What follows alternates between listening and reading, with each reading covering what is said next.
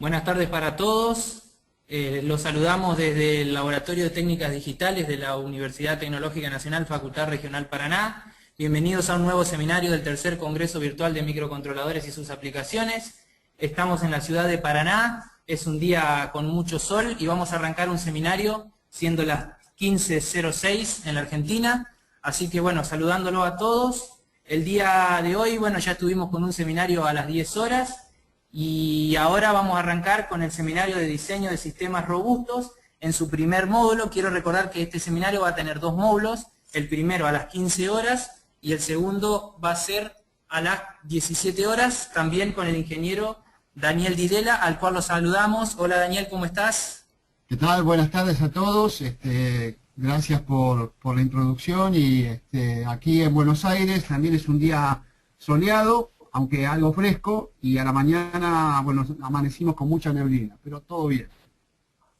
Bueno, perfecto. Queremos aclararle para el que no conoce que estamos a 600 kilómetros de distancia entre organizadores y ponentes, así que bueno, la tecnología nos permite esta posibilidad de acercarnos tanto nosotros a vos como a todos los oyentes. Así que sin más preámbulos te dejo a vos, Daniel, para que hagas tu disertación. Bueno, muchísimas gracias, chicos. En principio quiero agradecer a los organizadores del tercer Congreso Virtual de Microcontroladores porque es una oportunidad interesante para poder mostrar los conocimientos que todos tenemos y compartirlos, y además fundamentalmente para saldar distancias, que bueno, en general esta tecnología sirve para eso, para saldar distancias. Y bueno, enhorabuena que ustedes estén organizando este evento y espero que bueno, puedan disfrutarlo. Mi nombre es Daniel Didela, soy ingeniero de aplicaciones, desde hace muchos años estoy vinculado a la firma Arrow y también estoy vinculado a un emprendimiento personal que se llama DoDevices. También fui y sigo siendo ingeniero de aplicaciones de Freescale, lo que antes era Motorola Semiconductors. Soy especialista en la parte de microcontroladores. Lo que decía es que un sistema robusto Dale. engloba no solamente aspectos electromagnéticos y eléctricos, sino también aspectos de vibración, aspectos de temperatura, aspectos de humedad. Cuando nosotros pensamos en un sistema robusto, lo pensamos muchas veces solamente en el aspecto electromagnético. Aquí vamos a tocar nada más que la parte electromagnética y eléctrica, pero tenga también el público asistente idea que un sistema robusto también puede ser considerado un sistema que va instalado en lugares poco amigables, tanto de la parte de vibración, mecánica, como en la parte de temperatura. Un ejemplo de esto es un sistema de comunicaciones o de balística en un tanque, donde las vibraciones son tremendas y donde el aspecto de temperatura también es algo a tener en cuenta, al margen de la parte electromagnética, ¿ok?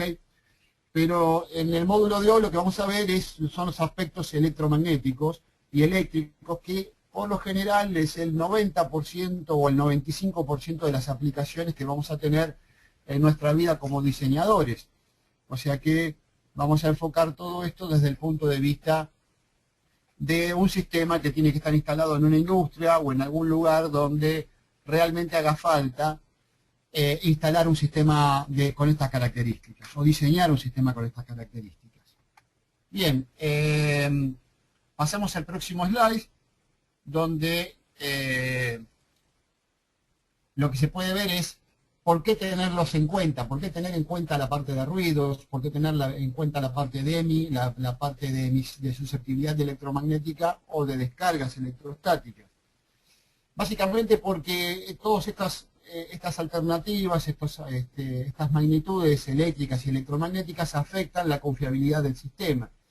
Por ejemplo, que existan ruidos electromagnéticos o ruidos eléctricos van en desmedro de la confiabilidad del sistema. En el caso de EMI, que es la interferencia que provocan nuestros equipos hacia el medio ambiente, no nos afectan directamente a nosotros, pero sí afectan fundamentalmente a los vecinos, o sea, afecta a todo lo que sea equipamiento o sistemas vecinos.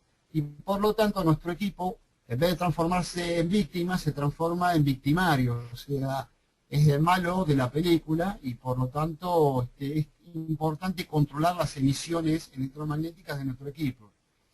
En el caso de lo que es susceptibilidad electromagnética, particularmente, también afecta la confiabilidad del sistema porque la susceptibilidad electromagnética nos va a decir cuán susceptible es nuestro equipo a todo tipo de interferencias externas. En el caso de las descargas electrostáticas, tiene que ver fundamentalmente con la confiabilidad de nuestro equipo al resistir descargas de alta magnitud y alta corriente, que bueno, que pueden dejar inoperante algunos componentes de nuestro sistema o a todo nuestro sistema en general.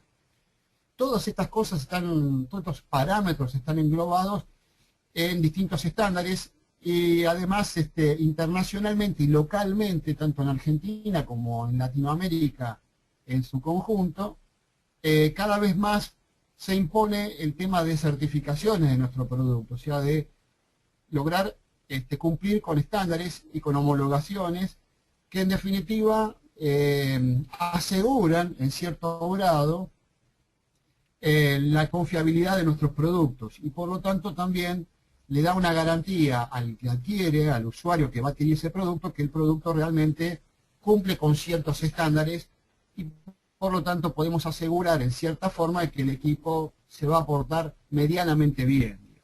Este es un proceso irreversible, es un proceso que vino para quedarse y que es importante que cada uno de nosotros como diseñadores enfoquemos nuestros diseños a productos que sean confiables.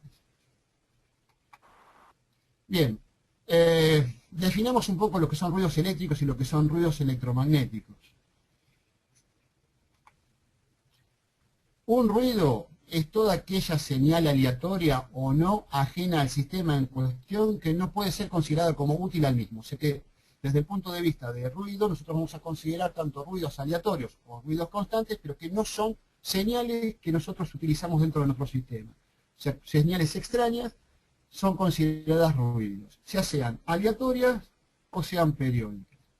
Dentro de lo que es el ruido, en general tenemos dos grandes sectores, uno que se llama el ruido eléctrico y el otro el ruido electromagnético. El ruido eléctrico es una señal eléctrica no deseada que genera una circulación de corriente entre distintos puntos del sistema.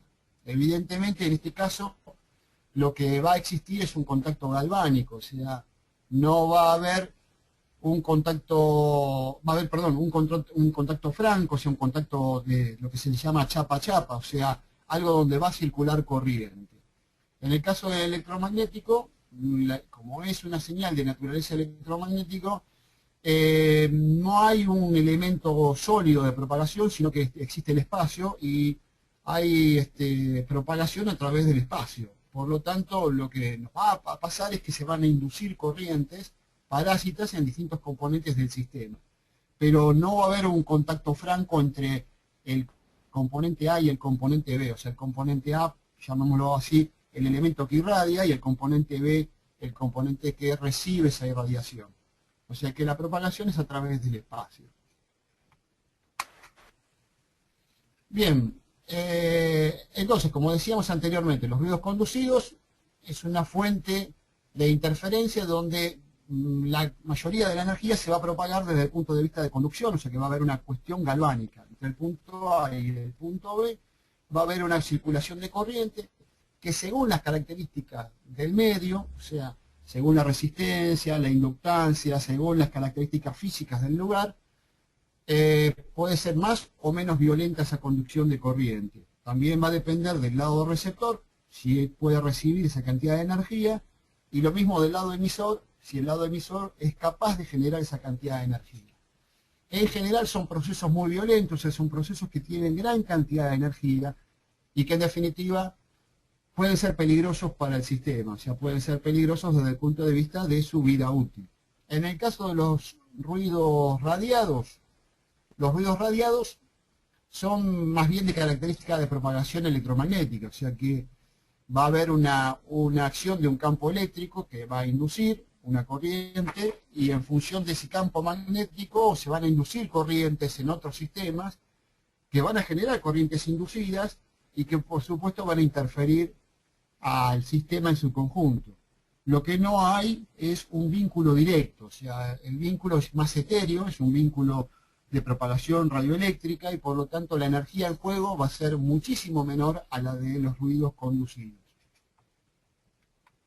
Lo que decía, que los sistemas con microcontroladores son los más afectados porque tienen mayor complejidad, pero no están circunscriptos el ruido conducido solamente a problemas con microcontroladores. O sea, también podemos tener sistemas analógicos o sistemas lógicos con compuertas lógicas, que si bien no tienen la complejidad de un sistema microcontrolado, también se ven afectados por los ruidos conducidos. Estos ruidos conducidos tienen muchísima energía en juego y por lo tanto pueden llegar a ser destructivos para muchos componentes del sistema. Por ejemplo, generadores típicos de este tipo de ruidos son las cargas inductivas, los contactores eléctricos, los relés, los alternadores de automóviles, los sistemas de ignición, solenoides, motores eléctricos de escobilla. Todos ellos pueden generar una gran cantidad de energía y pueden generar ruidos que pueden llegar a ser muy perjudiciales para componentes del sistema. Por ejemplo, en el slide se puede ver una forma de onda de 50 Hz y con un pico montado arriba de esos 50 Hz. Ese pico puede tener valores altísimos. Pueden llegar 2 kV o más. O sea, hay antecedentes de tener, por ejemplo, más de 6 kV sobre líneas de 220. Por lo tanto, la energía que está en juego es muy, muy grande y, bueno, son fenómenos que, ya les digo, pueden llegar a ser destructivos. El mayor problema que tenemos con respecto a este tipo de fenómenos de ruidos es que la energía es tan grande y tan impulsiva y tan puntual que van provocando la muerte lenta de muchos microcontroladores y de muchos dispositivos que son CMOS. ¿Y por qué se afecta más a un CMOS? Porque el CMOS y las compuertas tienen impedancias más altas en gates y por lo tanto esa alta impedancia hace que sean receptáculos, digamos, más frecuentes de este tipo de descargas. Se producen cortos, pequeños cortos, lo que se llaman hotspots, o sea, puntos calientes, en las celdas, en los transistores MOS, y esos puntos calientes se van propagando alrededor de todo el die, o todo el semiconductor, y van generando fallas en el semiconductor. Es muy probable que a primera vista no nos demos cuenta de las fallas. Es muy probable que, por ejemplo, un microcontrolador empiece a hacer funciones raras o empiece a consumir deterioros en estructuras del die, del microcontrolador, y que se van generando y se van propagando como un efecto geométrico. Al final de todo este tema, de todo este proceso, resulta que un día menos pensado, nuestro microcontrolador deja de existir, o sea, no funciona más, y ahí vienen nuestras preguntas. O sea, ¿es un proceso qué pasó? ¿Fue repentino o fue algo progresivo? En general no es algo repentino, sino que es algo progresivo y que, digamos, al no tener en cuenta este tipo de agujas, este tipo de fenómenos que vienen por la alimentación en general, y que tienen muchísima energía en juego, bueno, van deteriorando nuestro microcontrolador y al final de toda esta historia, nuestro sistema deja de funcionar. ¿Está? Entonces, lo que uno debería puntualizar en esto es que hay que tener mucho cuidado cuando se diseña un sistema para que este tipo de fenómenos, o sea, de agujas eléctricas, no aparezcan en la alimentación ni en otros lugares del sistema, que van minando de a poco al sistema y lo van haciendo cada vez menos confiable y en algún momento nuestro sistema deja de funcionar. ¿Ok? En el caso de ruidos radiados, la cosa es distinta. O sea, ruidos radiados, nosotros lo que vamos a observar es que la intensidad energética es menor. Ya no vamos a tener problemas de destrucción de componentes. Es muy raro que esto suceda. Es casi infrecuente que esto suceda. En general lo que sí suele pasar es que este tipo de interferencia, al ser de origen electromagnético, depende muchísimo de la geometría de nuestro sistema. O sea, depende mucho de cómo está configurado nuestra placa, de cómo están montados nuestros componentes, del cableado. Depende de muchísimos factores que son geométricos y son, digamos, desde el punto de vista físicos, y no puntualmente de una conducción galvánica. Entonces, son difíciles de eliminar. No correr riesgo nuestro sistema desde el punto de vista de vida útil, o sea, nuestro sistema nada puede dejar de funcionar en general, salvo, bueno, muy poquitas ocasiones, pero en general nuestro sistema va a funcionar mal, o sea, va a tener funcionamientos aleatorios, pero no va a correr riesgo desde el punto de vista de que algún componente deje de existir, o sea, deje de funcionar y pase a morir, digamos, ¿no? O sea, no va a haber muerte de nuestro, por ejemplo, el microcontrolador, pero sí puede haber colgaduras, sí puede haber funcionamientos anormales. Bien, con respecto al EMI, lo que sería Electromagnetic Interference.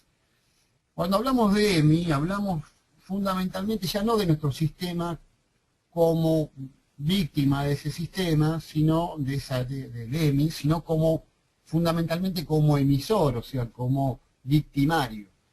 Normalmente cuando diseñamos un sistema, pensamos que nuestro sistema solamente recibe basura del exterior, o sea, recibe radiofrecuencia, recibe descargas electrostáticas, recibe interferencias del tipo conducidas, y no pensamos que nuestro sistema también puede generar interferencias al medio ambiente.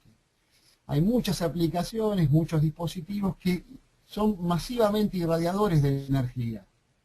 Ya vamos a ver en slides más adelante que hay sistemas que por la forma de funcionar, por el modo de funcionar y por el concepto de funcionamiento que tienen, son emisores de radiofrecuencia o son emisores de algún tipo de corriente interferente, ya sea, ya les digo, desde el punto de vista conducido o desde el punto de vista radiado. Ambos tipos de interferencia van a ser molestos para nuestro sistema circundante, o sea, todo sistema que esté alrededor de nuestro sistema va a sufrir las consecuencias de que nuestro sistema irradia. ¿Está? Entonces, por eso es importante tener bien medido el tema de EMI en nuestros sistemas. Y por eso es importante que haya entes que controlen la emisión de nuestro sistema en cuanto a lo que serían características ya sea conducidas o radiadas y cómo interfiere con el medio ambiente. Lo que se busca es que nuestros sistemas interfieran lo menos posible al medio ambiente. En ese caso particular, en el caso de Argentina y en el caso de muchos lugares de Latinoamérica, ya se están haciendo mediciones para certificar los productos y para que los productos que nosotros vamos a colocar en el mercado, ya sea en el mercado comercial, en el mercado de la medicina, en el mercado industrial, en el área industrial, cumplan con ciertos parámetros de emisiones, ya sea máximas, y de confiabilidad en cuanto a aspectos de susceptibilidad. O sea que también se va a medir cuán confiable es nuestro equipo desde el punto de vista de interferencias desde el exterior, ¿no? O sea, nuestro equipo produciendo y emitiendo energía y nuestro equipo recibiendo energía. En el caso de las mediciones de EMI, lo que se busca es que nuestro equipo emita. Entonces, lo que decía, en el caso de las protecciones de los servicios de radio, la CIRS 11 es la normativa que regula la parte de alta frecuencia, de emisión de alta frecuencia. En el caso de las protecciones de las redes de alimentación se buscan dos aspectos. Por un lado, la parte de emisión de baja frecuencia, que también engloba lo que es el carácter de emisión, y por otro lado, en las protecciones de la red de alimentación tenemos dos normativas que son la IEC 61032 y la 61033, que tienen que ver fundamentalmente con perturbaciones en la red de alimentación. O sea, lo que se conoce como flickers o como impulsos, perturbaciones, digamos, que puede haber en la red eléctrica.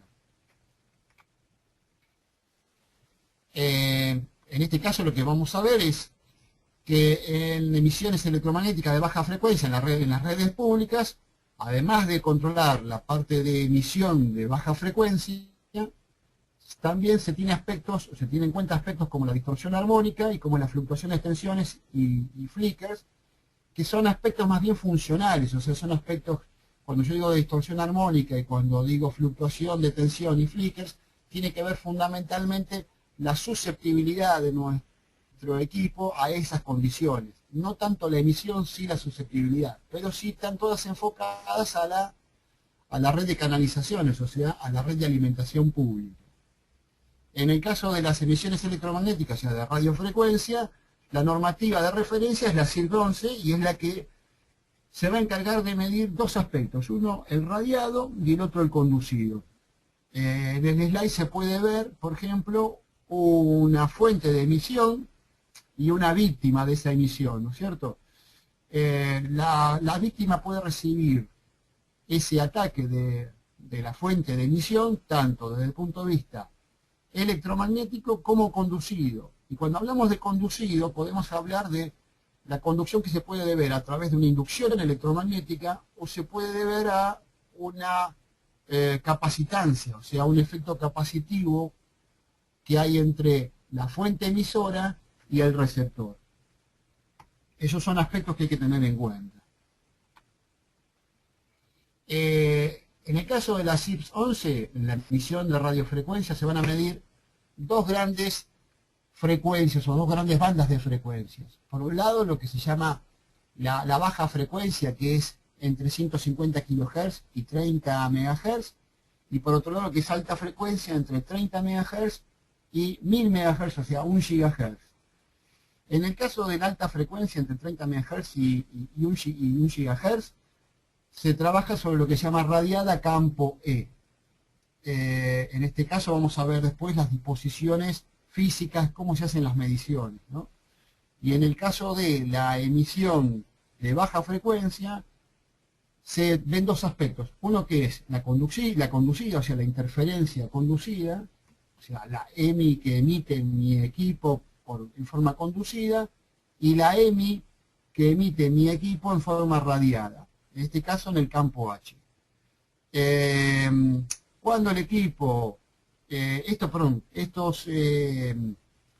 mediciones son relativas o tienen incumbencia en equipos que son del tipo industriales, científicos y médicos, lo que se les llama ICM o ISM, ¿no? ¿Qué más?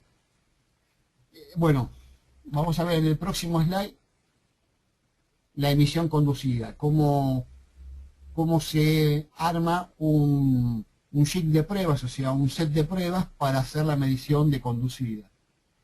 En el caso de la medición de emisión conducida, de EMI conducido, que se mide entre los 150 kilociclos y los 30 MHz, se utiliza una carga fantasma, se utiliza un dispositivo artificial que lo que va a hacer es simular la línea de alimentación, o sea, se va a conectar eso a una línea de alimentación que va a tener una separación muy particular, va a tener una malla de análisis muy particular que va a ir conectado a un analizador de espectros, o sea, un analizador de interferencias con filtros especiales donde lo que voy a tomar es el espectro de irradiación entre los 150 kilociclos y los 30 MHz. En este caso voy a tomar con respecto a línea, con respecto a neutro y con respecto a tierra. Digamos, vamos a trabajar con respecto también a tierra. Y vamos a hacer mediciones con respecto a esas tres configuraciones, o sea, con respecto a lo que se llama modo común, entre línea, neutro y tierra, y lo que se llama modo diferencial, que es entre línea y neutro. O sea, va a haber dos tipos de mediciones, lo que se llama interferencia modo común y interferencia en modo diferencial.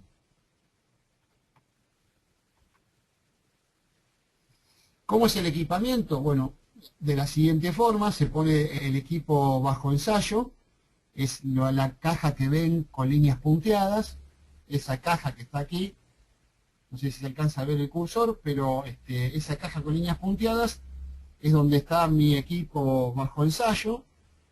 La necesidad o no de usar un amplificador externo depende de la intensidad eléctrica que estamos midiendo, o sea, si los niveles que estamos midiendo son muy bajos o si son altos, en este caso no haría falta el amplificador. En cambio, si son muy bajos, según especificaciones de la norma, bueno, eso está encuadrado y no haría falta usar un amplificador externo para amplificar esas señales. Y después eso se conecta a través de un atenuador con un analizador de espectro, y lo que se hace, se procede a eh, trazar una máscara de valores máximos, valores permitidos, y si se cumple con esa máscara de valores permitidos, estaríamos en condiciones de que el equipo haya aprobado. En el caso de las emisiones radiadas, se procede, en este caso es muy común que se trabaje con cámaras semianecoicas electromagnéticas para mediciones de 10 metros. En el mundo hay dos tipos de mediciones, medición en cámara anecoica de 10 metros y en cámara anecoica de 3 metros. Lo que usa la Argentina en este caso particular a través del INTI y algunos otros organismos es lo que se llama cámara anecoica de 10 metros. Es una cámara muy grande, la foto está mostrando ahí un auto dentro del interior. La cámara tiene las dimensiones como para permitir que equipos muy grandes puedan entrar sin ningún tipo de problema y ser medidos sin ningún tipo de problema, desde autos hasta máquinas laminadoras o máquinas de procesamiento de chapa o algún otro tipo de máquinas grandes pueden ser ensayadas sin ningún tipo de problema. En el caso de la radiación a 10 metros, digamos, es que como contempla un aspecto mucho más uniforme de la radiación que la de 3 metros. En cámaras de 3 metros puede haber fenómenos de reforzamiento, digamos, de la señal, que la señal de alguna forma tome algún valor que no es el real, digamos, en condiciones de lo que sería campo abierto. Cuando yo digo cámara semianecoica electromagnética, lo que estamos tratando de lograr es que la medición sea lo más parecido al campo abierto. O sea, la verdadera emisión que uno debería hacer es poder estar en el medio de la nada, o sea, en el medio del lugar donde no haya ningún tipo de emisión electromagnética, y poder medir esa emisión electromagnética a campo totalmente abierto, o sea, sin ningún tipo de paredes o ningún tipo de cubículo que me limite la radiación. El problema es que en la práctica no se puede hacer, o sea, es inviable porque en el planeta hay miles y millones de emisiones de todo tipo, y por lo tanto es muy difícil encontrar una zona donde no tenga emisión electromagnética. Entonces se recurre a este tipo de mecanismos, que es artificialmente una jaula de Faraday con un proceso, con un revestimiento muy particular.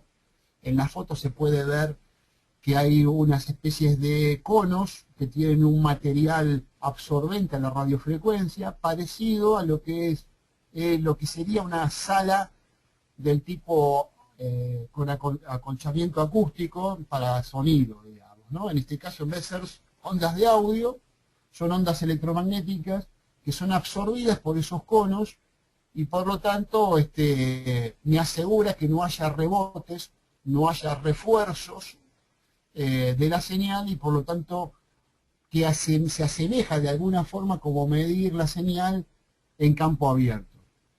Por lo tanto es una aproximación bastante buena de lo que sería el campo abierto, ¿no? En este caso lo que estamos mostrando son fotos pertenecientes a la cámara anecoica que tiene el INTI. El INTI es el Instituto Nacional de Tecnología Industrial, que está ubicado en Migueletes, aquí en la provincia de Buenos Aires, cruzando la General Paz. Para aquellos que no conozcan Buenos Aires, no conozcan Argentina, está muy cerquita de lugares bastante poblados, y el lugar ha sido, digamos, acondicionado para ubicar este tipo de jaula, que es muy grande, las dimensiones son bastante importantes, y todo el edificio ha sido preparado para que la jaula esté de la mejor forma funcional, y que se puedan entrar y salir y sacar equipos de bastante tamaño dentro de esa jaula, ¿no? Dentro de la jaula de Faraday lo que vamos a encontrar, o sea, de esa cámara anecoica, vamos a encontrar una antena muy particular, es una antena homologada, es una antena certificada, es una antena que tiene ya un contraste, o sea, ha sido contrastada contra otras antenas. Es una antena del tipo multifrecuencia, o sea, tiene un espectro un barrido bastante amplio, un rango de trabajo muy amplio, y eso va conectado a un receptor de barrido bastante importante, que tiene filtros muy selectivos, y eso va a una computadora con un software de análisis. Ese software de análisis nos va a permitir trazar una curva dentro de una máscara digamos así, de valores máximos, donde esa curva va a mostrar punto a punto distintas frecuencias y va a barrer, en este caso particular, desde los 30 MHz a los 1000 MHz, la intensidad eléctrica en cada una de las frecuencias que vaya midiendo nuestro equipamiento, esto en forma totalmente automática. Para que tengan una idea, este tipo de mediciones dura aproximadamente entre 45 minutos y una hora, barrer desde los 30 MHz hasta los 1000 MHz. Se va haciendo muy paulatinamente, hay unos intervalos de tiempo que hay que respetar, hay unas promediaciones que el software hace, y la máscara que se obtiene es una máscara que, en definitiva, nos daría una idea de cuál es la emisión de nuestro equipo dentro de esa jaula semi-anecoica. Antes de hacer las mediciones de EMI, siempre se debe calificar nuestro equipo en función de la clase y el grupo al que pertenece el equipo. Cuando decimos de clase y grupo, estamos hablando de, desde el punto de vista de la intensidad electromagnética que emite nuestro equipo, y en cuanto hablamos de clase, estamos hablando de función de nuestro equipo, o sea, dónde va a estar funcionando, o sea, cuál va a ser el destino final de nuestro equipo. En el caso del grupo, tenemos grupos que, por ejemplo, como el grupo 1, que pertenece a equipos que utilizan la energía electromagnética intencionalmente y para el funcionamiento interno del propio equipo. Por ejemplo, en el caso de equipos de caviterapia o de ultrasonido o lavadoras por ultrasonido, se está utilizando la energía específicamente para activar un transductor de ultrasonido. Entonces, aquí vamos a tener umbrales más altos de radiación electromagnética a cualquier otro equipo que no utilice este tipo de principios para funcionar. La clase 2, por ejemplo, perdón, el grupo 2 es el grupo de equipos que directamente utilizan esa energía ya directamente para su funcionamiento. Por ejemplo, los equipos de onda corta, por ejemplo, de calor por onda corta, equipos de electrobisturíes que cortan por cuestión de radiofrecuencia, o el templado por radiofrecuencia, donde deliberadamente nosotros producimos radiofrecuencia para calentar un material y producir corrientes elevadas sobre el material y, bueno, en función de eso levantar la temperatura del material. En este caso, los parámetros que vamos a utilizar van a ser más altos que en otros equipos donde no se utiliza la energía para estos propósitos. En el caso de las clases, nosotros lo que tenemos es la clase A y la clase B, que tienen que ver fundamentalmente con el uso. O sea, por ejemplo, en clase A lo que nosotros estamos viendo son equipos que van a ser usados en ambientes controlados, o sea, ambientes donde va a haber un especialista y donde en definitiva hay un tratamiento de la red de distribución eléctrica y del lugar en general, o sea, que va a haber alguien que va a ser idóneo y que va a tener los conocimientos necesarios como para evitar que las interferencias sean perjudiciales para otros equipos. Un ejemplo de esto es el ambiente hospitalario, por ejemplo, donde vamos a tener especialistas de instrumentación, donde van a, de alguna forma, controlar que no va a haber interferencia o que la interferencia sea menor de mi equipo con respecto a otros equipos en particular. Entonces va a haber un control, va a haber algún tipo de análisis previo, que si el equipo debe o no funcionar en ese lugar en particular y en qué condiciones debe funcionar.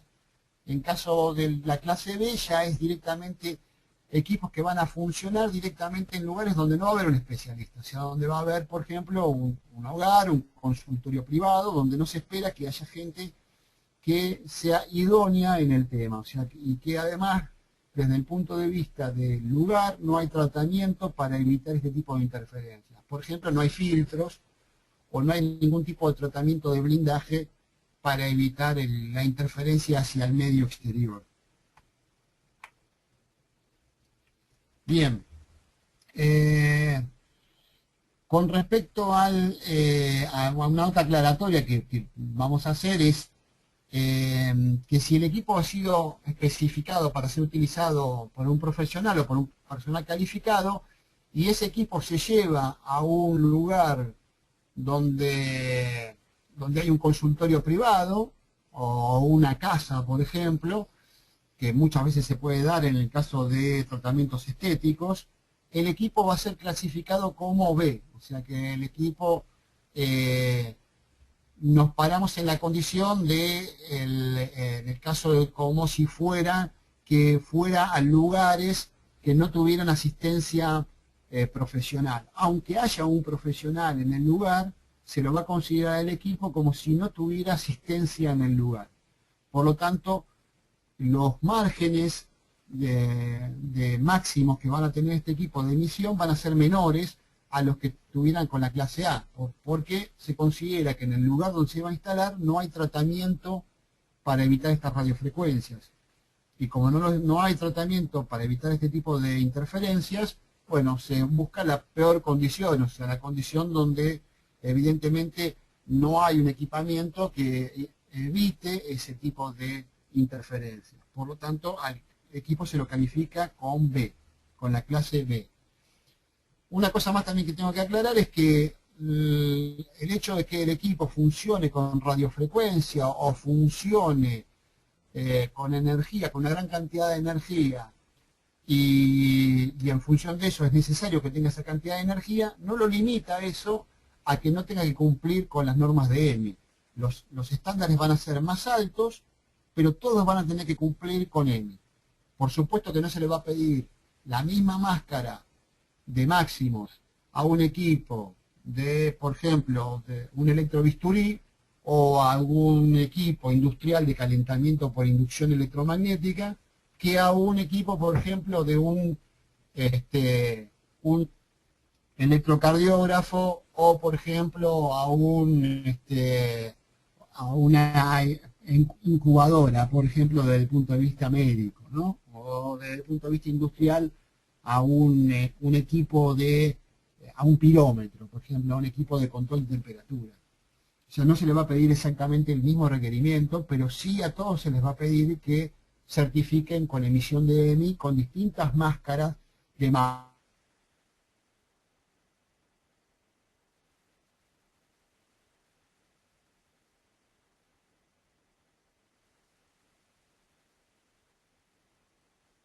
Sí, bueno, hemos perdido la conexión de nuevo, como ya es habitual en el seminario, la hemos perdido varias veces, ya explicamos por qué, pero bueno, aprovecho para este espacio que tengo, espero que sea corto, que vuelva Daniel, para comentarles que a las 17 horas, este seminario... Daniel. Sí. Ah, te perdimos, pero ya está, dale nomás. Ah, ¿me habían perdido por mucho tiempo? No, un poquito, 30 segundos. Ah, bueno. Lo que decía, la medición de EMI se hace por máscaras. En este caso, aquí se está ensayando una fuente de alimentación y se está ensayando lo que se llama EMI conducida. Hay dos tipos de mediciones que se hacen, que es conducida la conducida en modo común y la EMI conducida en modo diferencial. En ambas hay máscaras que permiten determinar los máximos permisibles y en este caso particular, cuando están dentro de la máscara, este test dio OK, por ejemplo. Vamos a ver en otro slide, cuando algunos puntos de la máscara son superados, bueno, este test ya da que no está aprobado, digamos. Nótese que en el caso de estas transparencias, yo no llegué, o sea, acá no se llegó hasta los 30 MHz. ¿Por qué pasa eso? Muchas veces lo que se suele hacer son mediciones intermedias para acelerar los procesos de medición y depuración. Cuando se hace una homologación, sí se mide desde los 150 kilociclos hasta los 30 MHz, pero estos procesos duran normalmente entre 30, 40, 45 minutos según cómo se haga la medición, y entonces dura mucho tiempo y sume mucho tiempo para hacer pruebas. Por lo tanto, cuando uno está haciendo ensayos y en principio está evaluando su sistema, lo que tiene que hacer es tratar de hacer una primera barrida para tener un espectro general del equipo y después ensayar solamente los lugares problemáticos, o sea, pedirle a la empresa que nos está haciendo la certificación o al organismo que nos está haciendo la certificación que nos ensaye solamente los puntos problemáticos, y de esa forma aceleramos muchísimo los tiempos y aprovechamos mucho el tiempo de medición para poder hacer otro tipo de ensayos, ¿no? O sea, para poder ensayar distintos layouts, ensayar distintas soluciones que puede tener nuestro sistema para ir corrigiendo este tipo de problemas que son difíciles de detectar y que además en el laboratorio en general se hacen complicados de poder medir, porque no es fácil medir este tipo de emisiones en un laboratorio de diseño. Esto es el caso, por ejemplo, de EMI radiada. Aquí lo que se ha hecho fue medición de piso de ruido.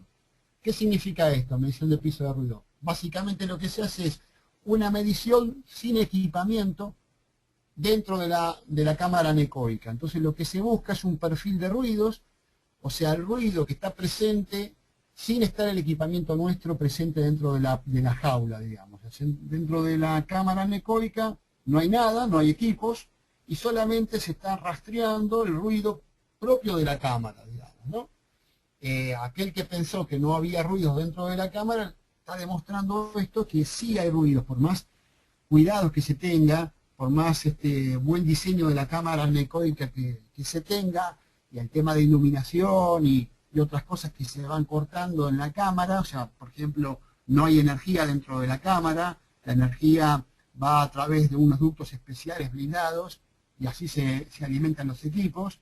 La iluminación se corta en el momento de la medición, o sea que no hay luz dentro de la cámara.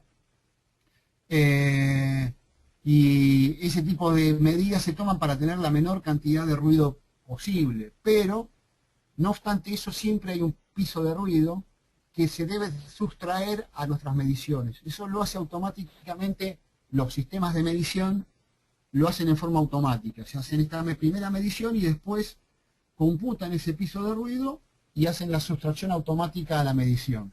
Eso nos da cierta certeza de que lo que vamos a medir realmente es el ruido que emite nuestro equipo y no el ruido propio de la cámara, ¿no? El propio ruido ambiente que hay. Por ejemplo, en este caso particular se ha ensayado un equipo que no cumple, en este caso sí, perdón, cumple porque los picos que vemos que han pasado la máscara, en realidad el asistente puede observar que hay puntos más sombreados, hay como unos puntitos en el slide, y eso nos está diciendo que son valores promediados. ¿Qué significa esto? Los equipos de medición automática en muchos casos pueden medir valores que dan a confusión, o sea, según condiciones de medición, según ruido ambiente, puede haber valores que son muy oscilantes y que el promedio de esos valores da por debajo de la máscara. Lo que aquí se está mostrando es que hay picos muy altos, pero que el promedio final que se tomó en esas mediciones puntualmente, que eso lo hace en forma automática el equipo, por eso el tiempo que demora el equipo para hacer esta medición, en esos promedios nos da por debajo de la máscara de los máximos. Por lo tanto, nuestro sistema podría estar aprobado aún con picos más altos, pero si los promedios nos dan más bajos dentro de esa máscara de permisos, bueno, esa máscara nos asegura que todo eso pasó y que, bueno, que nuestra medición está aprobada.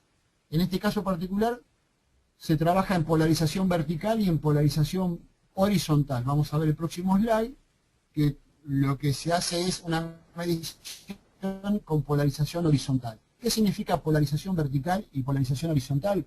Básicamente que la antena que hace la medición, esta antena multibanda que se pone dentro de la cámara anecoica, va a tener una orientación horizontal o va a tener una orientación vertical y por lo tanto va a tomar todo lo que sean campos horizontales o campos verticales, o sea, con polarización vertical o con polarización horizontal. Es muy probable que nuestro equipo dé perfiles completamente distintos en polarización vertical que polarización horizontal. Y eso no nos debe llamar la atención. El sistema, por como esté configurado, según el tipo de layout que tenga, según el tipo de cableado que tenga, va a ser más proclive a emitir en forma horizontal o en vertical según las configuraciones que compongan nuestro sistema. O sea, según geométricamente esté armado nuestro sistema, va a poder emitir más en horizontal que en vertical o viceversa. Eso lamentablemente no lo podemos saber de antemano y lo tenemos que ensayar lamentablemente en mediciones de este tipo. No se puede saber si nuestro equipo va a emitir más en horizontal que en vertical. Son cosas que evidentemente hay que ensayarlas. Bien, con respecto a la parte de susceptibilidad electromagnética, la susceptibilidad engloba una serie de ensayos que tienen que ver fundamentalmente con determinar el umbral de susceptibilidad a las emisiones electromagnéticas y a otro tipo de ensayos de nuestro equipo bajo ensayo. ¿Esto qué significa? Es dar un parámetro, una emisión dar una calificación de cuán susceptible es nuestro equipo a este tipo de ensayos. O sea, por ejemplo, a la inmunidad a radiofrecuencia, a la inmunidad a transitorios rápidos en ráfaga, a las descargas electrostáticas, a las ondas de choque o a las fluctuaciones de alimentación, lo que se llaman flickers o microcortes. O sea que esto nos engloba a nosotros una serie de pruebas que va a pasar nuestro equipo que tienen que ver con cuán susceptible es nuestro equipo a ser agredido exteriormente, o sea, por agentes externos, y cuán confiable es nuestro equipo ante esas interferencias que está teniendo lugar. Bien, para hacer un resumen de esta parte, la parte de ensayo de inmunidad a radiofrecuencias inducidas, conducidas en modo común, se hacen desde los 150 kilociclos a los 80 MHz, y la norma de referencia que nos engloba es la ISE 61046. En este caso particular lo que se va a hacer es irradiar a nuestro equipo, más que irradiar en realidad, emitir una cantidad de energía conducida por los puntos de alimentación de nuestro equipo. En este caso, si nuestro equipo se alimenta con 220, a través de la toma de 220, en el caso que sean equipos que se alimenten con baterías, a través de la conexión a la batería, pero lo que se está buscando en este caso es fundamentalmente la cantidad de radiofrecuencia que entra en forma conducida a nuestro equipo y cómo se porta nuestro equipo a esa radiofrecuencia. También se puede dar el caso de equipos que tienen vinculación con otras líneas, como por ejemplo líneas telefónicas. Bueno, en ese caso particular también se va a ensayar esa parte galvánica, esa conducción galvánica que va a tener con la central telefónica. Bueno, también se va a irradiar en forma conducida ese punto también. O sea, al margen de la alimentación, como hay una vinculación galvánica, se va a ensayar, se va a someter el ensayo de inmunidad a la parte conducida en la entrada de esa central telefónica. En el caso del ensayo de inmunidad a los campos electromagnéticos radiados de radiofrecuencia, eso se hace entre los 80 MHz y los 2,5 GHz. La norma de referencia es la ISE 61043 y se hace fundamentalmente en lo que se llaman jaulas de Crawford. Las jaulas de Crawford, o las celdas, perdón, celdas de Crawford, no jaulas. Las celdas de Crawford son lo que están viendo en este momento, y ahí hay una foto de una celda de Crawford típica. Es básicamente un habitáculo donde hay dos electrodos, uno en el techo y otro en el piso, que son los que realmente irradian la radiofrecuencia, y en el medio de esos dos electrodos se pone el equipo bajo ensayo. todo esto se cierra, queda hermético, y la celda de Crawford se la alimenta con un generador de radiofrecuencia, con una intensidad de campo electromagnético especificada, y se ensaya que el equipo funcione en condiciones normales, o sea que operativamente el equipo no haga operaciones indebidas dentro de todo ese rango de frecuencia. Bueno, aquí hay una serie de ensayos, son largos para explicar la idea de este primer módulo, que parece bastante denso. Lamento, digamos, que esta parte sea la más densa de todas. En el segundo módulo, que vamos a ver después de las 5 de la tarde, va a ser más entretenido, porque vamos a ir directamente sobre los parámetros de diseño, o sea, vamos a ir viendo distintas técnicas de diseño, distintas cosas que hay que tener en cuenta. Lamentablemente esta primera parte es inevitable, ya que nos introduce básicamente a cómo deberíamos medir en un equipo, cuán susceptible es el equipo, cómo deberíamos medir cuánto emite ese equipo hacia el medio exterior. Entonces, en función de estas normativas, que parecen bastante complejas y que en definitiva engloban instrumental de precisión, es realmente necesario aplicar este tipo de tratamientos a los equipos, porque es la forma de darnos cuenta cuantitativamente de cuán mal o cuán bien está nuestro equipo en función de si cumplen o no cumplen estas normas. Es algo que en general, si uno quiere tener una idea, ya les digo, cuantitativa, es bueno poder hacer este tipo de mediciones.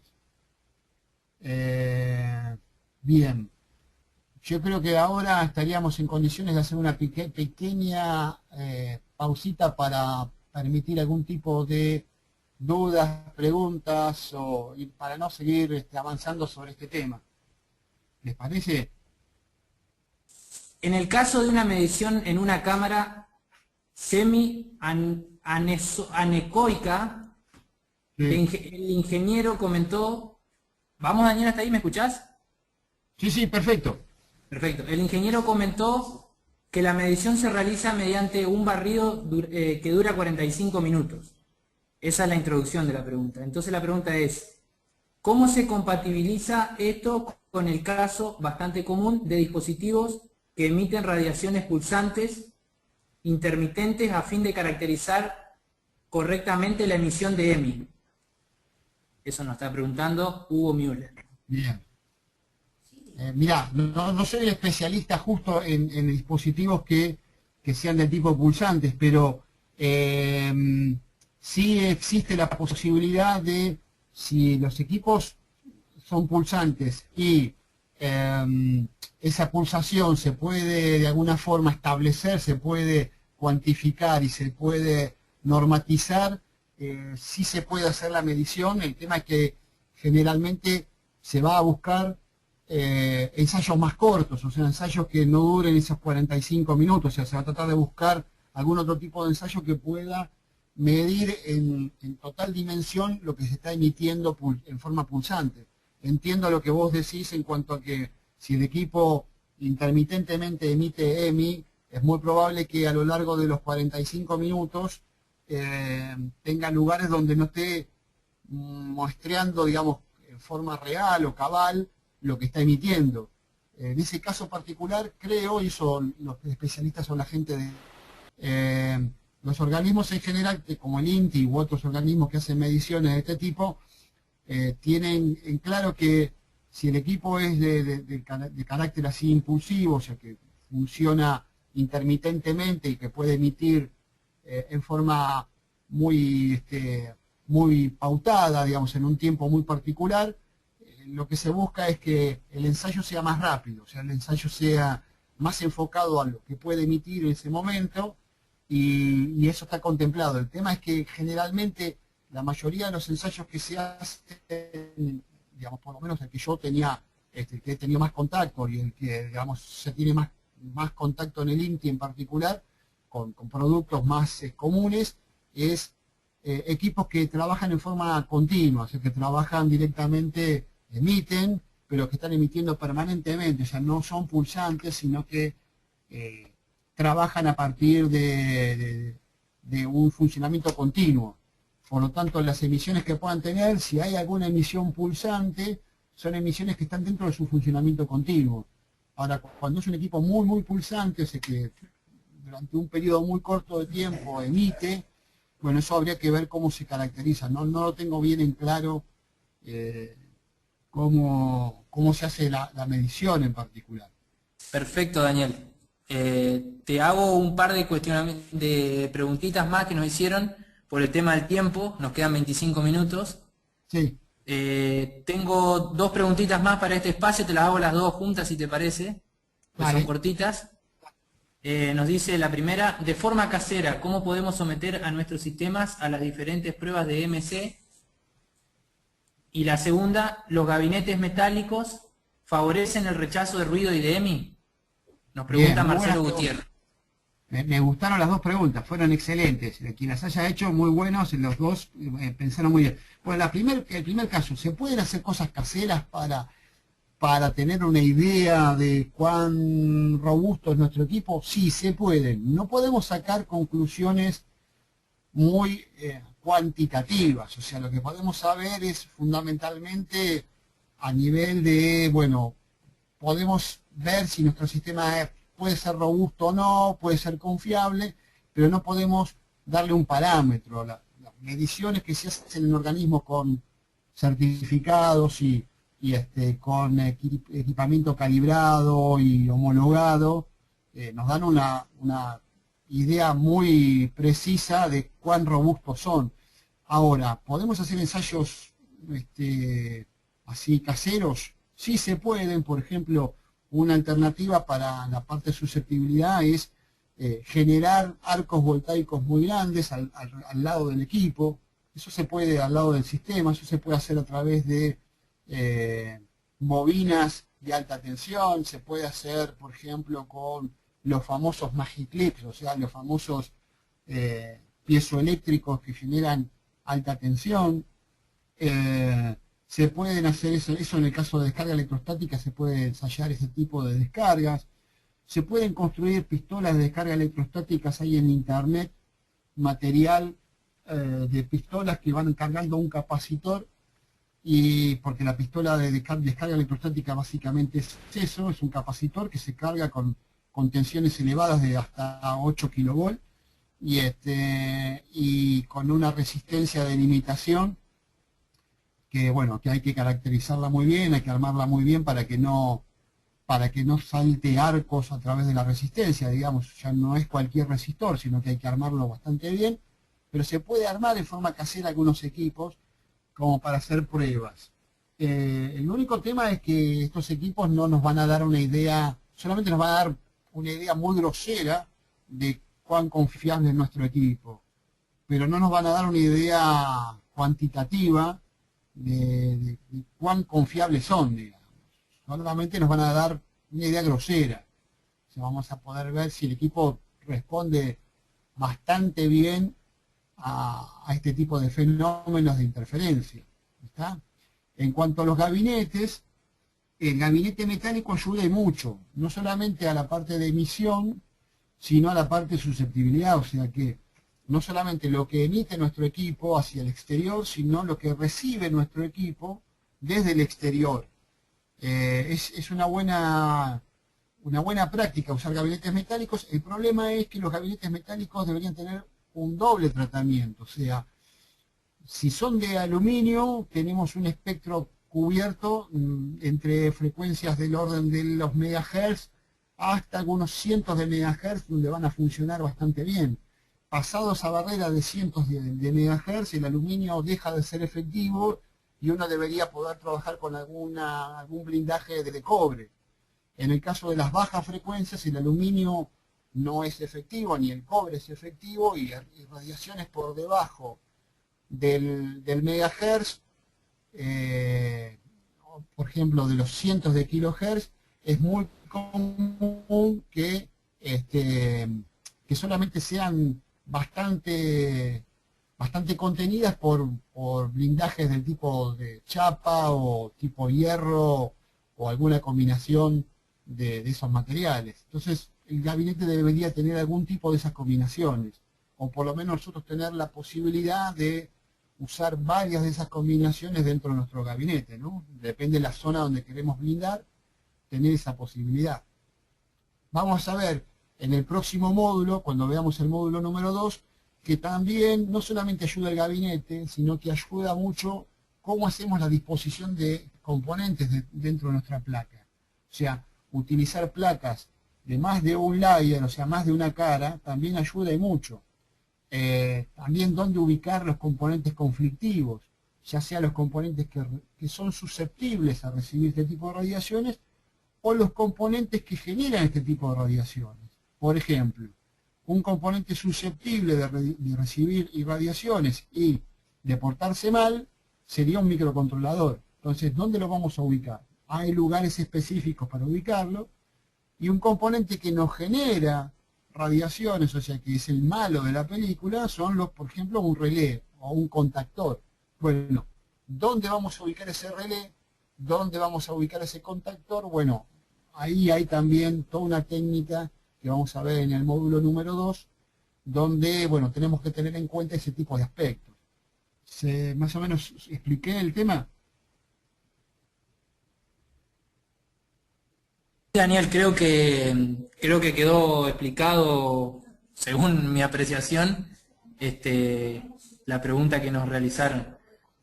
Bueno, si querés seguir y al final, no sé si te queda algo más para hacer en la presentación. Sí. Terminá de ver esta parte de ensayos y después damos paso a las preguntas finales que quieren hacer. Y en el segundo módulo los invito a que, digamos, que la gente que ya que vino, nos visitó en este primer módulo y venga al segundo módulo, porque va a ser mucho más entretenido. Lamentablemente esta parte es bastante árida, pero tiene que ver con el aspecto de normativas, o sea, tiene que ver con el aspecto de medición. Lo más entretenido viene en el segundo módulo, a los que nos gusta diseñar, a los que nos gusta meter mano en los fierros, como uno dice, en la parte, digamos, práctica. El segundo módulo vamos a dar aspectos netamente prácticos de diseño y vamos a ir enfocando punto por punto los lugares sensibles y vamos a ir recorriendo esos lugares. Así que los invito a que en el segundo módulo estén presentes, porque se va a poner mucho más interesante que esta parte, que lamentablemente es bastante fea, pero bueno, es necesaria.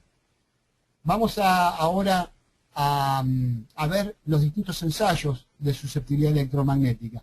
En esta pantalla, en este slide, vamos a ver que hay en total 5 ensayos, y de los que son los más representativos, como por ejemplo el ensayo de inmunidad a los transitorios eléctricos rápidos en ráfaga, lo que se llaman bursts.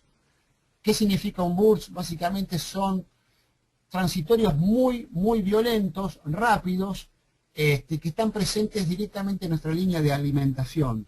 O sea, cuando un equipo está conectado a 220 volts, o a 110 volts, o a 380 volts, en nuestra red de alimentación vamos a tener este tipo de fenómenos. Este tipo de fenómenos se debe fundamentalmente a transitorios que se generan por desconexiones y conexiones de equipos electromagnéticos. Por ejemplo, cuando se conecta un motor de grandes dimensiones, cuando se desconecta un contactor, cuando grandes cargas inductivas entran en juego, bueno, vamos a tener este tipo de interferencias montadas sobre la línea de alimentación. En este caso particular hay un equipo especial que va a ensayar o va a imitar este tipo de fenómenos con una forma de onda determinada y con tiempos determinados y con niveles de tensión y de corrientes determinados. Y eso nos daría una idea de cuán robusto es nuestro equipo a este tipo de interferencias. El segundo ensayo es lo que se llama ensayos de ondas de choque, que son ondas muy agudas. Ahí en el gráfico estamos viendo que tienen 1.2 microsegundos de subida, 50 microsegundos de bajada, lo que se llaman surge, y son ondas que tienen que ver fundamentalmente con descargas que se producen en las redes de alimentación, que tienen más bien efecto en conmutaciones, grandes conmutaciones de cargas eléctricas, por ejemplo, centrales o subcentrales eléctricas que entran y salen del sistema, o por ejemplo rayos, o sea, descargas atmosféricas muy grandes que caen sobre la línea directamente de alimentación, o sea, las grandes líneas de alta tensión, y que son transportados y que por lo tanto se ven como agujas dentro de la alimentación, ¿no?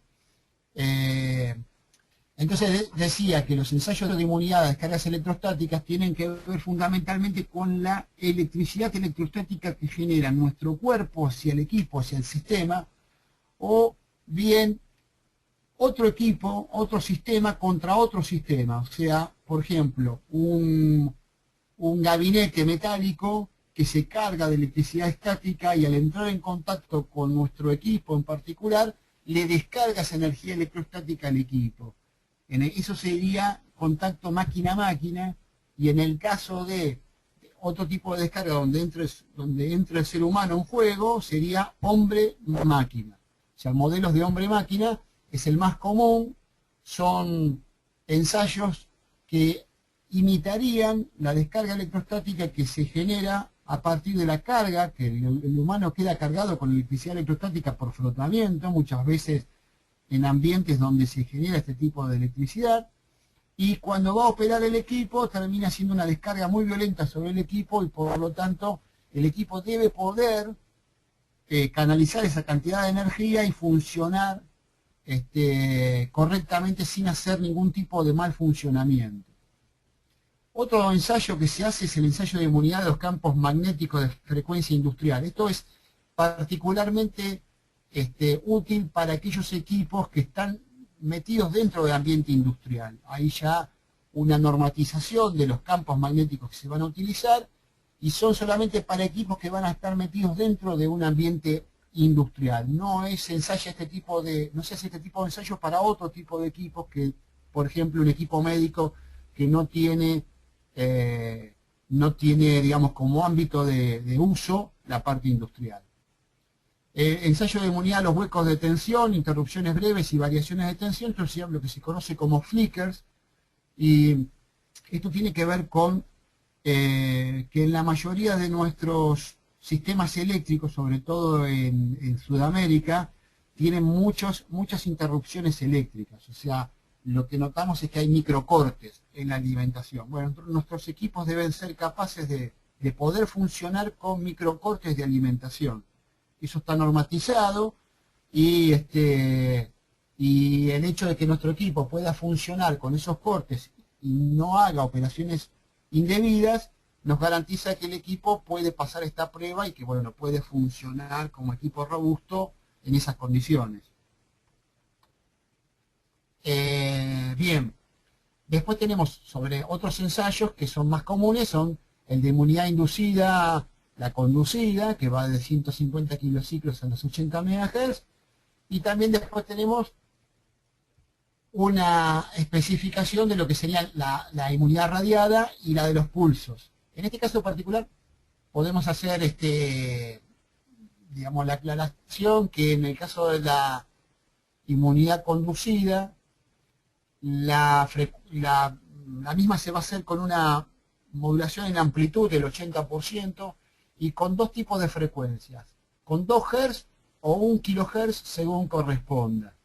En los sistemas de control se utiliza 2 Hz como modulante, y en el caso de los otros sistemas, como por ejemplo puede ser un sistema médico, un sistema de telefonía, o cualquier otro sistema que no tenga un sistema de control, que no sea un sistema de control, se va a trabajar con 1 kilociclo. Esto tiene que ver con que en los sistemas, por ejemplo, en el caso de ser un sistema telefónico, es importante que el usuario no perciba, o perciba lo menos posible, la interferencia de 1 kilociclo. Eso atenta contra la calidad de uso del equipo. En el caso de usar 2 Hz en los sistemas de control, es una frecuencia, un tiempo de respuesta bastante común que tienen que tener los sistemas de control. Entonces, cuando una interferencia de este orden de 2 Hz interviene con el sistema de control y lo interfiere, bueno, ahí estamos, lo que tenemos que ver es cuánto lo interfiere para que el sistema siga funcionando correctamente, ¿no? Entonces, desde el punto de vista, los ensayos se especifican según el tipo de sistema que se va a utilizar, o sea, según lo que se va a ensayar, ya sea un sistema de control, ya sea un sistema, digamos, médico o un sistema comercial que no tenga que ver con la parte de control, se va a trabajar de forma distinta. Bueno, en la parte radiada, bueno, acá es largo de explicar, pero básicamente se trabaja también con modulación en amplitud al 80%, también con el mismo tipo de onda modulante, o sea, 2 Hz o 1 kHz. Los pasos de frecuencia se hacen al 1%, se va pasando de al 1%, se esperan 3 segundos entre frecuencia y frecuencia para la modulación de 2 Hz y se espera 1 segundo para la modulación de 1 kHz.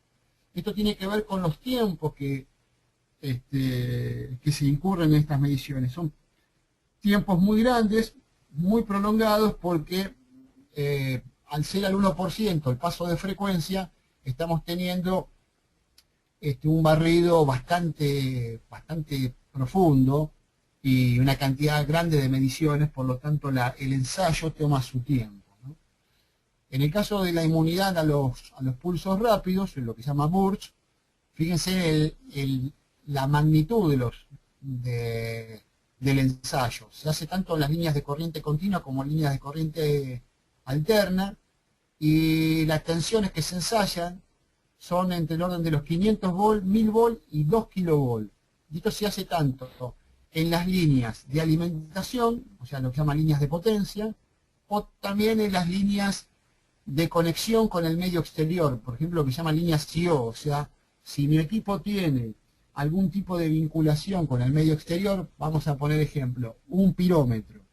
Un pirómetro que mide temperatura tiene conexión con la línea de alimentación, pero también tiene un sensor con un cableado, que si ese cableado supera los 3 metros, va a ser ensayado con este tipo de medidas, o sea, este tipo de ensayos eléctricos.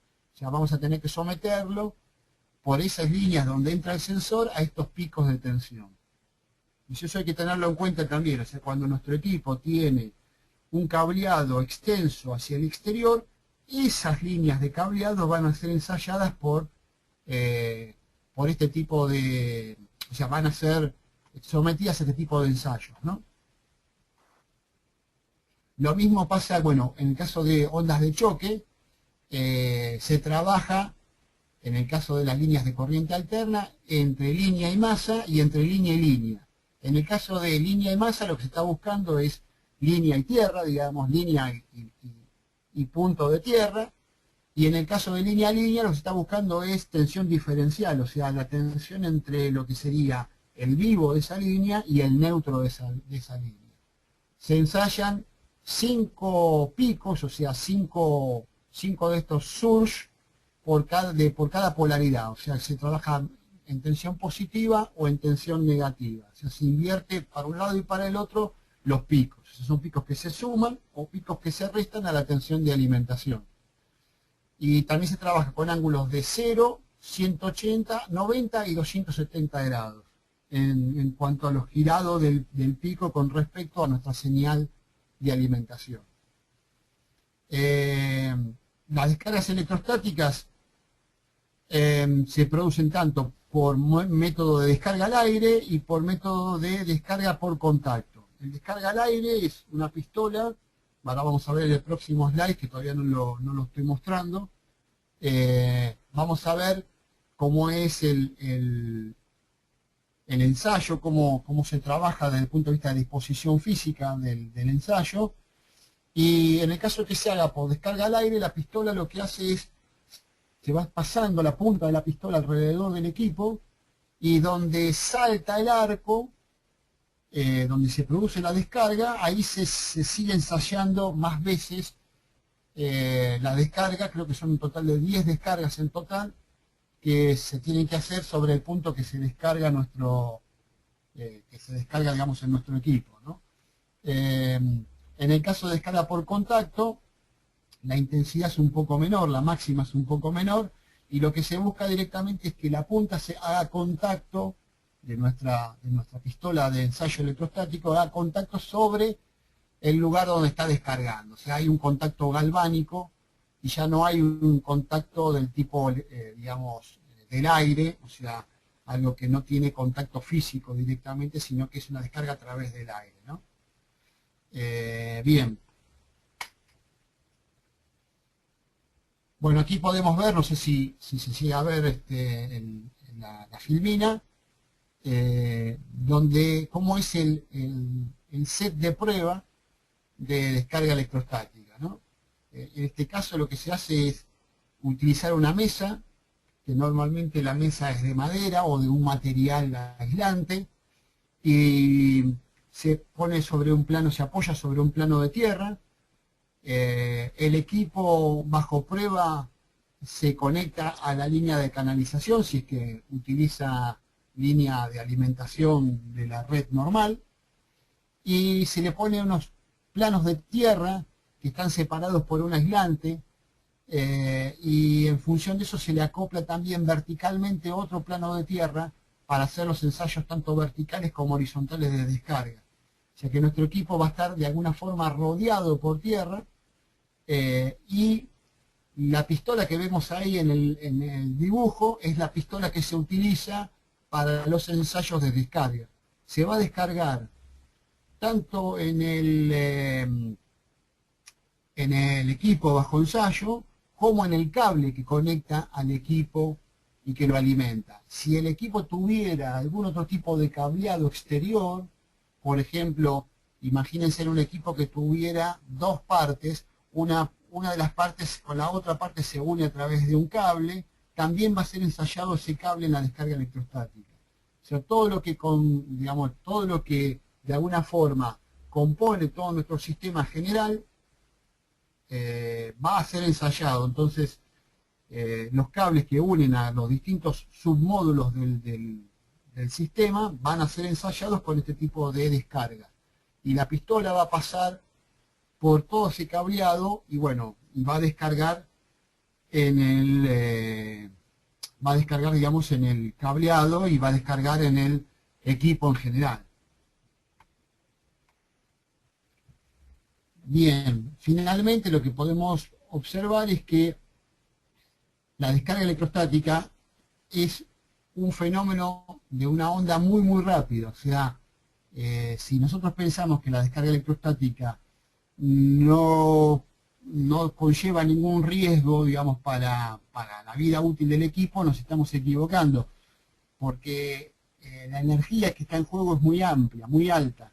Si bien los tiempos son muy cortitos de la descarga, estamos viendo que son fenómenos que todo el fenómeno en su contexto está durando no más de 60 nanosegundos, pero los picos y la energía que hay en juego es muy muy grande y en realidad solamente va a estar limitada esa energía por cómo nuestro sistema, en este caso que sería la víctima que va a recibir esta descarga electrostática, puede canalizar esa energía. Si nuestro sistema no puede canalizar esa energía bien, esa energía puede producir daños irreversibles o malos funcionamientos a nuestro sistema que, si bien no son irreversibles, van a hacer que nuestro sistema funcione erráticamente y por lo tanto es peligroso que un producto de estas características, cualquier producto en general, se comporte mal ante las descargas electrostáticas. Y más si es un sistema que involucra elementos mecánicos con cierto peligro de movimiento y que al hacer funciones indebidas puede provocar daños a personas o a bienes, ¿no? Entonces, en este caso particular, es muy importante los ensayos de descarga electrostática, porque si bien uno pensaría que la descarga electrostática no sería capaz de dañar un sistema, nos estamos equivocando porque la energía que hay en juego es muy amplia, muy alta, y según como nuestro equipo pueda canalizarlo, bueno, nuestro equipo, si no lo puede canalizar bien, evidentemente va a tener un problema porque va a provocar destrucción en distintas partes de componentes de nuestro sistema y por lo tanto la vida útil de todo nuestro sistema va a correr riesgo por esto que en general no debería ser un factor para que nuestro sistema deje de funcionar, pero muchas veces es el causante de malos funcionamientos que uno no los tenía en cuenta, ¿no? Bien, dada la hora que es en este momento, voy a hacer una pausa como para ver si hay alguna pregunta final. Hacemos un receso y después comenzamos a las 5 de la tarde con el otro módulo. Un tema que quería dejar, digamos, aclarado. Los asistentes pueden descargar mucha información, no solamente estos PowerPoint, sino bibliografía adicional de diseño, que vamos a ver en el próximo módulo, vamos a ver cosas muy interesantes. Las pueden descargar a partir de un sitio web de descargas. He subido toda la información a Mediafire, que es un servidor de descargas, y como tiene un vínculo cifrado, necesito que cada uno de ustedes, los que estén interesados en bajar esta información, me escriban al mail, a los mails que están figurando aquí en pantalla, y yo con todo gusto les mandaría a vuelta de correo el link para que puedan descargar la información. Son aproximadamente unos 60 megabytes de información entre bibliografía, notas de aplicaciones, bueno, un popurrí de diseño que hay interesante y que por ahí les resultaría útil tenerlos. Bien, doy paso bueno, a la pregunta. Sí, Daniel, tenemos un par de preguntitas, pero ya estamos en tiempo. Si querés te hago dos de las que tenemos y las contestás rápido, en unos 5 minutos. Y después las demás, si querés, las vamos pasando para el segundo módulo, si te parece. Sí, perfecto, bárbaro, porque el segundo módulo se pone mucho más entretenido que este. Bueno, te hago así rápidamente.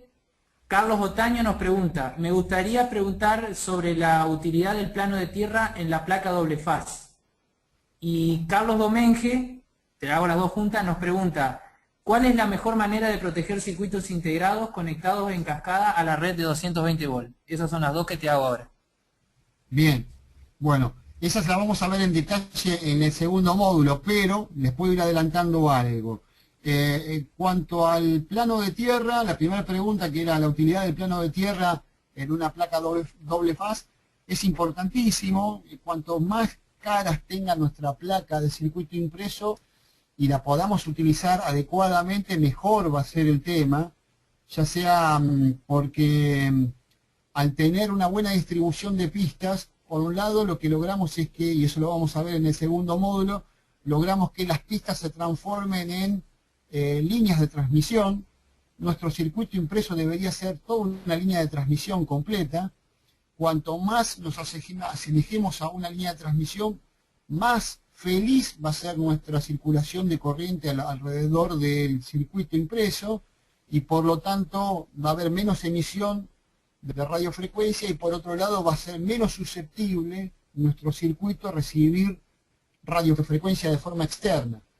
El plano de tierra, para que funcione como tal, en una placa de circuito impreso, debería estar diseñado de forma tal de cubrir ese tipo de aspectos, o sea, de ser un plano que abarque ciertas partes de las pistas, de las señales, y que, digamos, esté pensado para que sea de distribución pareja.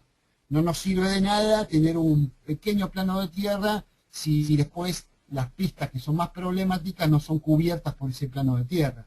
Entonces, digamos, el hecho de usarlo o no plano de tierra tiene que ver fundamentalmente con la distribución de eso. Y además, bueno, un aspecto económico.